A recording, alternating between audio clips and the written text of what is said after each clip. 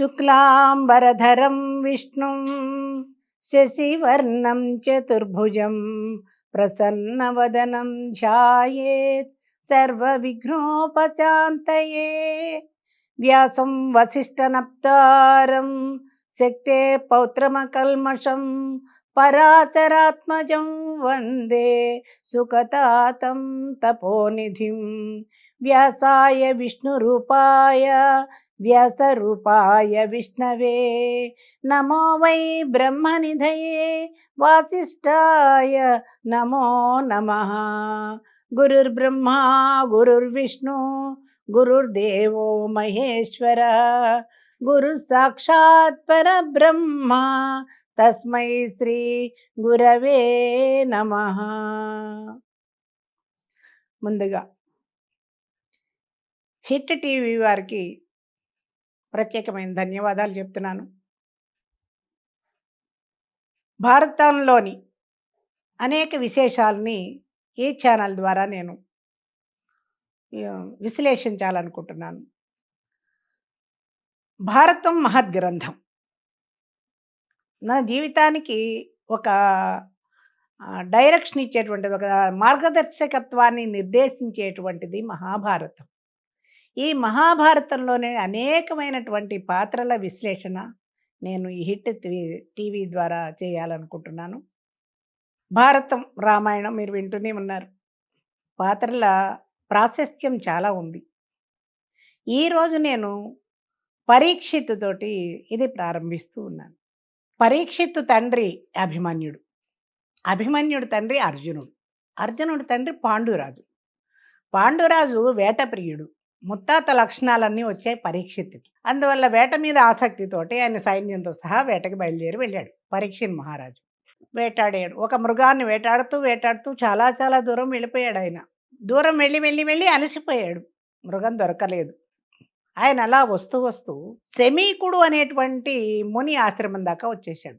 అక్కడ శమీకుడు తపస్సు చేసుకుంటూ ఉన్నాడు.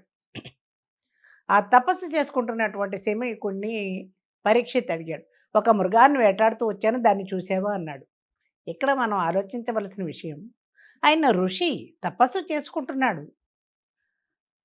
పరీక్షిత్తుకి ఆలోచన ఉండాలి. తపస్సు చేసుకునేటువంటి వాడు మృగాన్ని ఎలా చూస్తాడు? ఒక ఋషి కదా ఆయన, తపస్సులో ఉన్నాడు, అడగకూడదు అనేటువంటి ఆలోచన లేదు.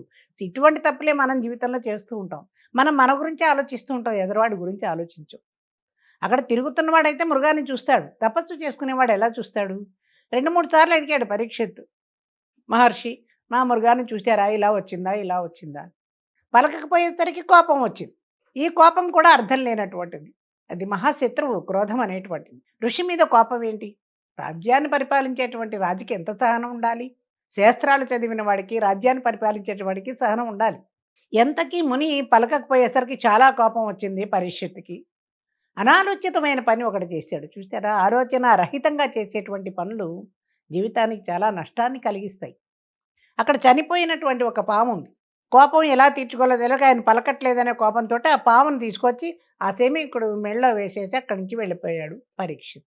ఆలోచన లేకుండా చేసేటువంటి అనర్థదాయకమైనటువంటి ఒక పనిని చేశాడు. జీవితాన్ని మొత్తం కోల్పోయాడు పరీక్షిత్.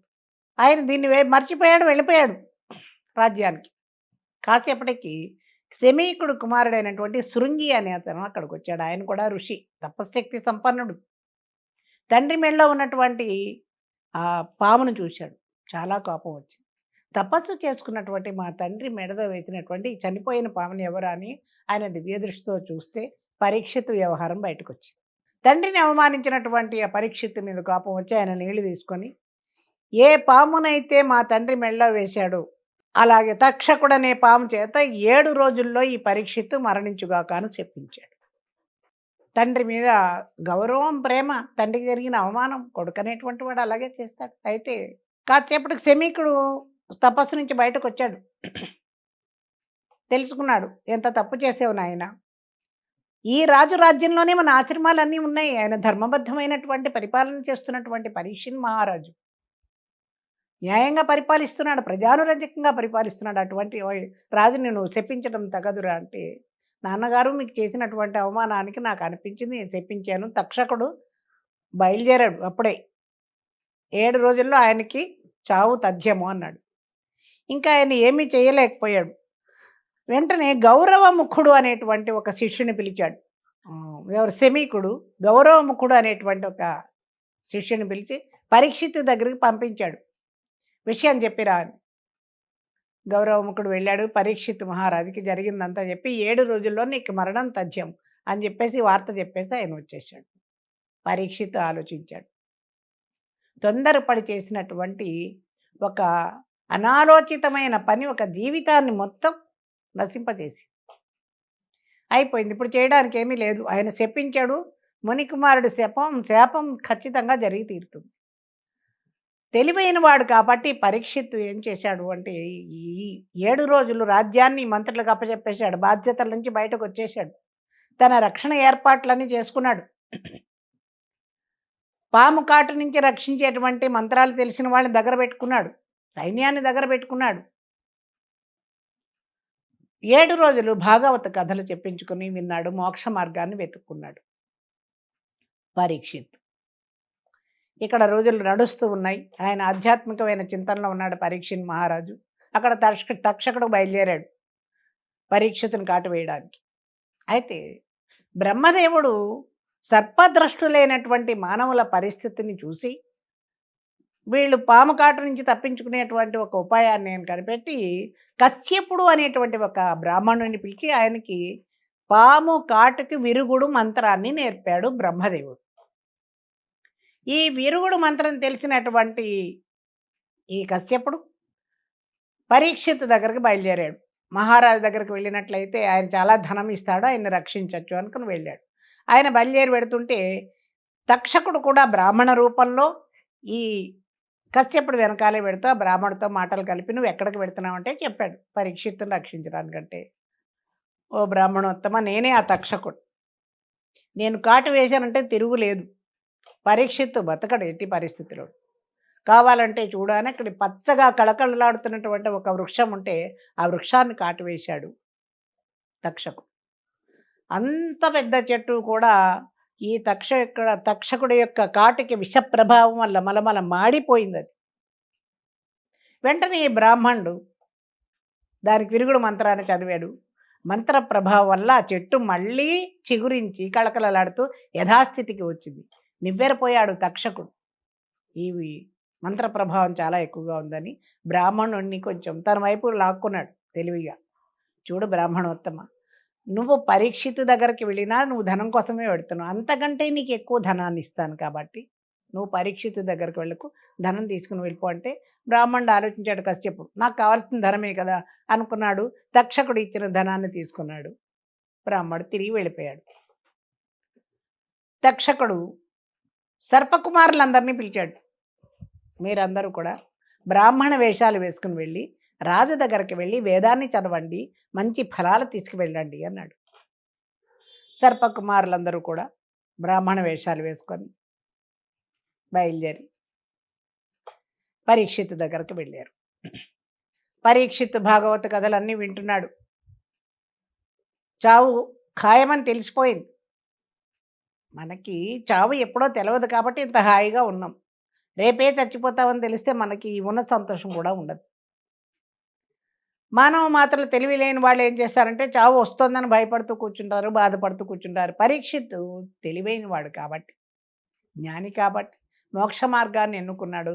భగవత్ చింతనలోనే గడుపుతున్నాడు. ఎందుకంటే చావు తథ్యం అనేటువంటిది తెలిసింది.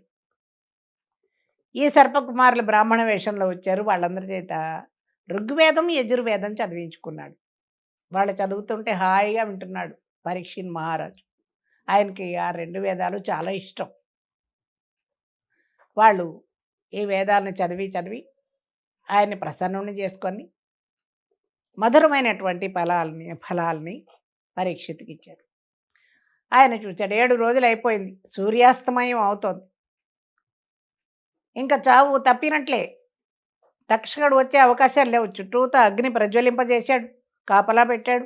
చిన్న చీమ కూడా రాకుండా చేశాడు. పాము కాటుకు విరుగుడు మంత్రాన్ని తెలిసిన వాళ్ళని దగ్గర పెట్టుకున్నాడు. తన ప్రయత్నాలు తను చేసుకుంటూ ఆధ్యాత్మికమైనటువంటి కథలు వింటూ వీళ్ళు ఇచ్చినటువంటి ఆ ఫలాలను తీసుకున్నాడు. అందరికీ ఫలాలను పంచిపెట్టాడు. సూర్యాస్తమయం అయిపోయింది.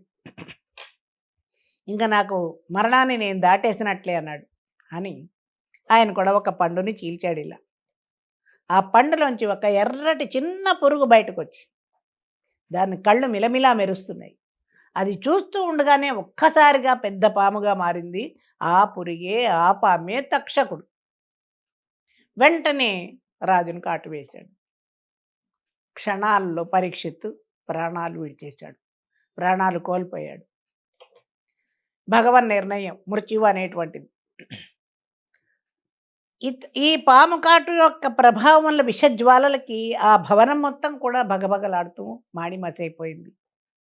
అక్కడ ఉన్నటువంటి ఆ మంత్రులు, పురోహితులందరూ కూడా ఆయన విద్యుక్త ధర్మంగా ఆయన చనిపోయినటువంటి పరీక్షిత్తుకి సాగనంపారు. అంత్యక్రియల కార్యక్రమాలన్నీ చేశారు. ఇది పరీక్షిత్తు జీవితం. జీవితం చాలా చిన్నది. ఇంత శాస్త్రాలు చదువుకున్నటువంటి పరీక్షిత్తు కూడా కోల్పోయాడు. మనం కూడా ఏదో ఏదో అనుకుని జీవితాన్ని కొనసాగిస్తూ ఉంటాం కానీ, జీవితం చాలా చిన్నది. ఏది మనది కాదు. అందువల్లే చింతన చేయుమురా మానవ, చింతన చేయుమురా, మూడు నాళ్ల తిపి ముచ్చటరా ఇది, మోహజలధిలో మునగకురా, కాలుడు కాలముక కోడె నాగులై, కాలుడు కాలము కోడె నాగులై, కాటు వేయక మునుపే మదిలో, చింతన చేయుమురా మానవ, చింతన చేయుమురా.